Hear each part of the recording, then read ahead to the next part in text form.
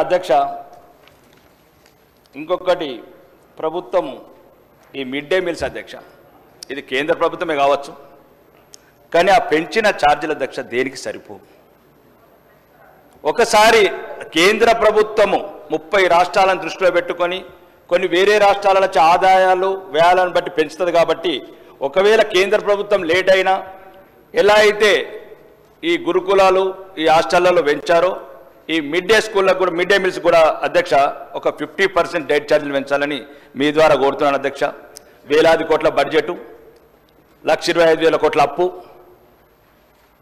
మధ్యతరగతి పేద పిల్లలుండే మధ్యాహ్నంలో ఇంకొక 40% పెంచితే కడుపు నిండా తింటారు అధ్యక్ష గురుకుల హాస్టల్లో 26 రూపాయలు అవుతున్న అధ్యక్ష ఒక పూటకు అదే మిడ్ డే మీల్స్కు ఓన్లీ 11 రూపాయల 79 పైసలు అవుతున్నది అధ్యక్ష పెంచే దాంతో దాన్ని కూడా 26 రూపాయలు పెంచాలని మీ ద్వారా కోరుకుంటున్నాను అధ్యక్ష ముఖ్యంగా మీరు ఎన్ని చెప్పినా ప్రభుత్వం ఒక్క కాంట్రాక్టర్ ముద్దుకు రావట్లేదు అధ్యక్ష అమ్మ ఆదర్శ పాఠశాల ఒక బాత్రూమ్ కట్టడానికి ఎవరు రావట్లేదు ఎలక్ట్రిసిటీ ఫిట్ చేయడానికి ఎవరు రావట్లేదు ఎటువంటి స్కూల్ అంటేనే రావట్లేదు రోజు రోజుకు విద్యార్థులు తగ్గుతున్నారు ఈ రకంగా అధ్యక్ష 15% పోయిన సంవత్సరం తగ్గితే ఇంకా 6 సంవత్సరాల ఇంకేం అవసరం లేదు అధ్యక్ష ఎవ్రీ ఇయర్ 15% అంటే నిన్ననే గౌరవనీయ మంత్రులు దామోదర్ రాజనరసింహ గారు అన్నారు 7 లక్షల మంది విద్యార్థులు తగ్గారని ఈ మౌలిక వసతులు పెరుగుతున్నాయి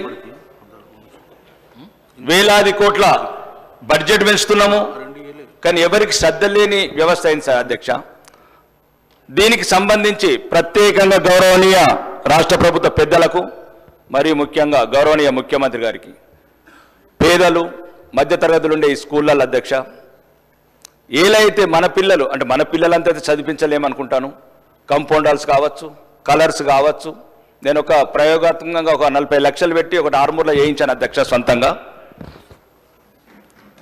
650 మంది ఫస్ట్ రోజు ఎమ్మెల్యే అయినప్పుడు కూడా చెప్పాను 650 మంది అమ్మాయిలు ఉండే దగ్గర ఒక్క బాత్రూమ్ ఉన్నది అధ్యక్ష సింపుల్ అంటే ఎటువంటి 125 స్కూళ్ళ అధ్యక్ష అంటే తెలంగాణ వ్యాప్తంగా కూడా ఇంతే ఉంది ఇక్కడ గొప్పలు చెప్పుకోవడానికి ఆ ప్రభుత్వము గత ప్రభుత్వం అధ్యక్ష దీన్ని మీ ద్వారా చెప్తున్నాను అధ్యక్ష మీకు ఇంతకుముందు 6 నెలల క్రితం అసెంబ్లీ సమావేశంలో చెప్పాను అధ్యక్ష దళితులుండే హాస్టల్ ఐలాపురం ఉంది అధ్యక్ష కూలిపోతున్నది 6 నెలల నుంచి ఎటువంటి స్పందన లేదు అధ్యక్ష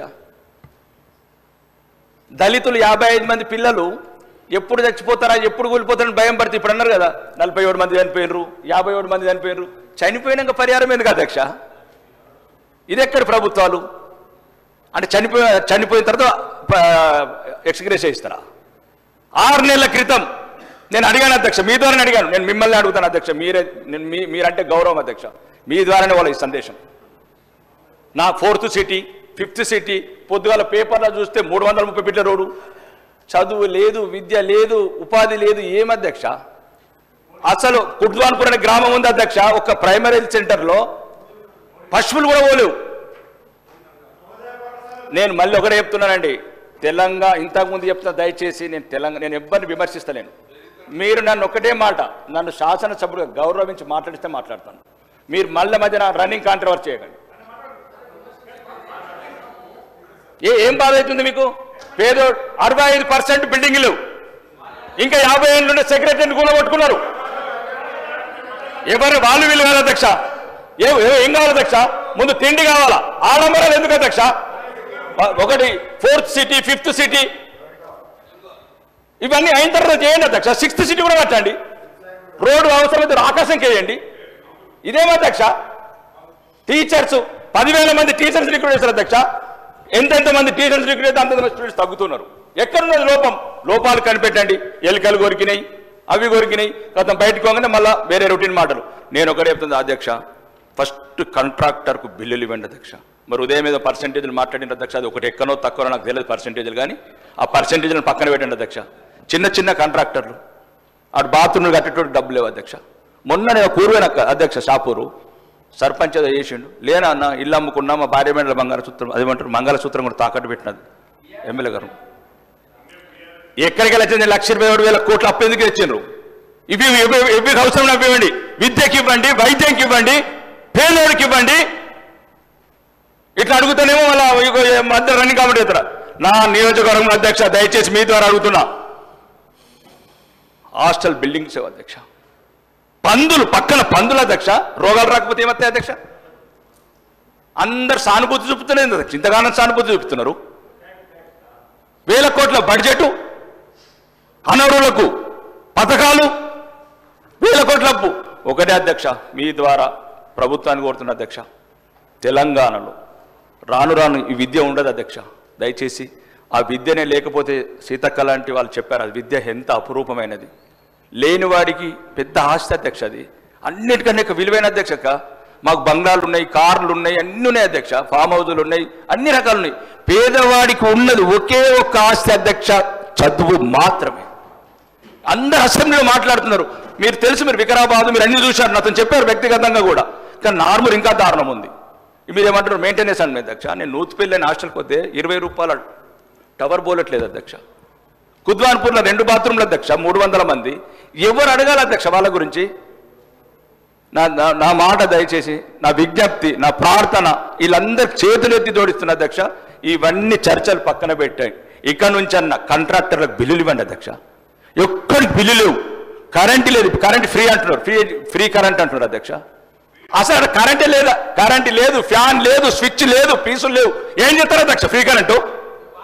ఎక్కడ కూడా స్కూళ్ళల్లో మీరు దయచేసి, నేను మళ్ళీ మీరు ఒక్కసారి 4-5 ఏళ్ళు ఉంటారు, మంచి చేసుకోండి.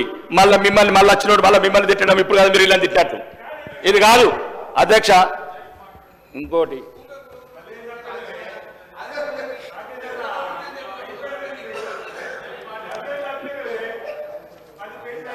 ఒక్క నిమిషం అధ్యక్ష. సీనన్న ఆగే 2 నిమిషాలు. పేదోళ్ళంటే ఇంతగానం ఎంత మీకు?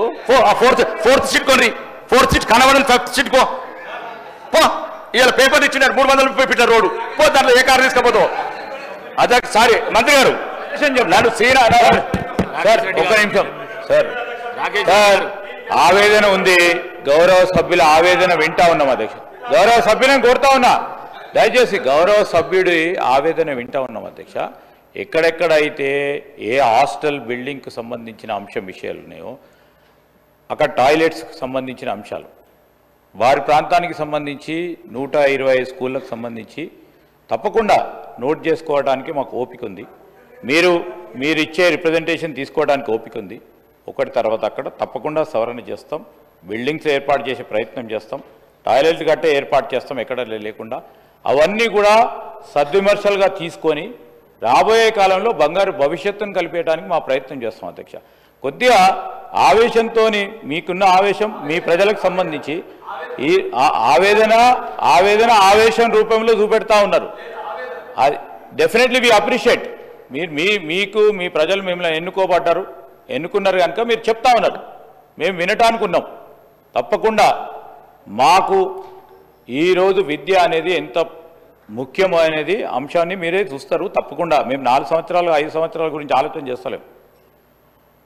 చాలా దీర్ఘకాలపు ఆలోచన ప్రక్రియ భాగంలోనే ఈ రాష్ట్ర ప్రజలకు మేలు చేసే ఒక యోచనలతో పోతా ఉన్నాం. కొద్దిగా మెల్లగా, చాలా సున్నితంగా చెప్పండి.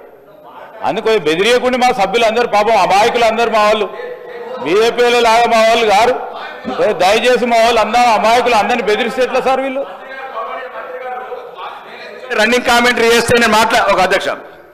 రెండోది, ఇంకోసారి కూడా ప్రభుత్వానికి నేను చెప్తాను అధ్యక్ష, ఇంటిగ్రేటెడ్ ఇంటర్నేషనల్ ఏదైతే స్కూల్ ఉందో ప్రతిపక్ష ఎమ్మెల్యేలకు నా ఒక్కడికే ఇచ్చారు అధ్యక్ష. ధన్యవాదాలు మీ ద్వారా మొత్తం కాంగ్రెస్ ప్రభుత్వానికి.